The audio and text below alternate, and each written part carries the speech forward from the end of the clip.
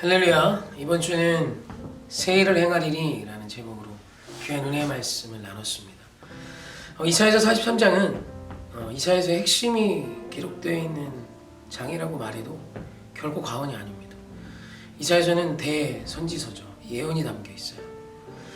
근데 그 이사야서에 보면 43장에 우리 예수님께서, 우리 하나님께서 기억하지 말라라는 선포를 하십니다. 보통 우리 하나님은 늘 기억할 것을 요구하십니다. 안식일을 기억하여 지켜. 그래서 안식일을 기억하여 지키는 이유가 첫 번째 안식일 때는 창조의 하나님을 기억하며 안식일을 지키라 하셨고, 두 번째 안식일을 지키라 하실 때는 출애굽하신 이스라엘 백성을 구원해내신 하나님을 기억하며 안식일을 지키라 했습니다. 지금 우리는 주일을 지키죠. 예수님의 부활하신 그날 사망의 권세를 깨시고 부활의 첫 열매가 되신 그 예수님의 부활을 기억하며 주일을 지킵니다. 그래서 성경은 계속해서 기억할 것을 말씀하세요. 기억해야 해. 마땅히 기억할 것을 기억하라. 그런데 이사야서 43장 오늘 말씀을 보면 이전 일을 기억하지 말라, 옛날 일을 생각하지 말라 하세요. 기억하지 말아라, 생각하지 말아라. 그럼 그 이전 일과 옛날 일이 뭘까? 상처, 아픔일까? 그런데 말씀을 보면 그렇지 않습니다. 하나님께서 바다에 길을 내시고 큰 물에, 물 가운데 길을 내신 사건이에요. 여러분, 하나님께서 언제 바다에 길을 내셨죠? 하나님께서 언제 큰 물 가운데 지름길을 내셨죠? 네, 그렇습니다. 모세 홍해의 기적이에요. 그러니까 구약의 역사에 있어서 가장 위대한 사건을 하나 꼽으라고 하면 아마 대부분은 홍해의 기적을 이야기할 것입니다. 뒤에는 애굽의 전차 부대가 이스라엘 백성을 죽이려고 쫓아옵니다. 앞에는 홍해가 가로막고 있어요. 이제 딱 죽었습니다. 길이 없어요. 소망이 없어요. 어떤 사람이 와도 구원해낼 수가 없습니다. 세계 최고의 전투력을 가진 애굽이 최고의 신식 무기를 가지고 이스라엘을 잡아 죽이려 오는 길이에요. 끝났죠. 진퇴양난입니다. 그냥 멸족당하면 되는 순간이에요. 그럼 그때 하나님께서 모세를 통하여 물을 가를 것을 명하시고 동풍을 불게 하사 홍해를 가르세요.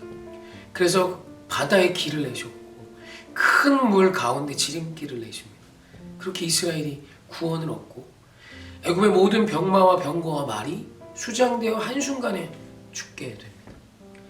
하나님께서 지금 기억하지 말아라 라고 말씀하시는 것이 이전의 상처가 아니라 구약에서 가장 유명했던 사건, 홍해를 가르신 사건을 기억하지 말라, 생각하지 말라 하시는 거예요.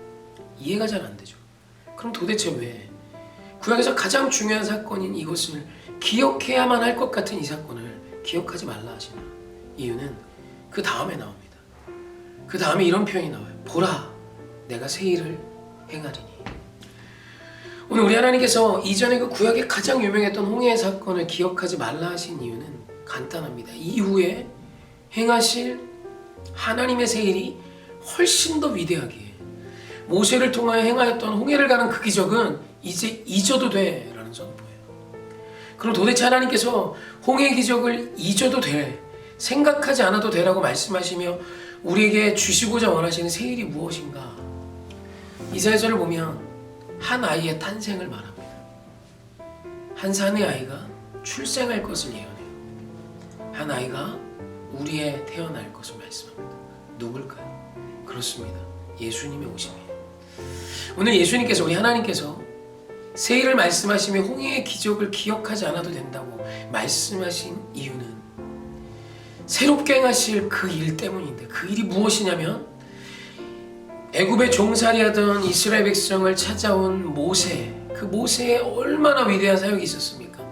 그러나 그 모세와는 비교될 수 없는 기묘자요, 모사 되신 신비하고 경이롭고 놀라운 우리의 도움자가 되신 하나님께서 직접 우리 곁에 오시겠다는 말씀을 하시는 겁니다. 이제는 모세가 아닌 하나님께서 사람이 되셔서 우리를 위하여 우리 곁에 오시겠다는 거예요. 그것이 새 일입니다.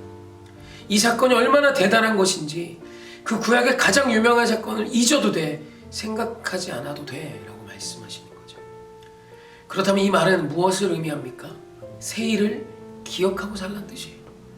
예수님이 나를 위해 목자로 오셨음을, 예수님이 나를 살리시기 위해 하나님이 사람이 되셔서 우리 곁에 오셨음을 잊지 말라는 것입니다.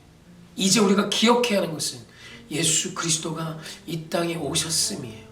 나를 위하여 죽으시고 부활하시며 나를 인도하시기 위해 생명이신 예수께서 우리 곁에 오셨다. 하나님이 오셨다.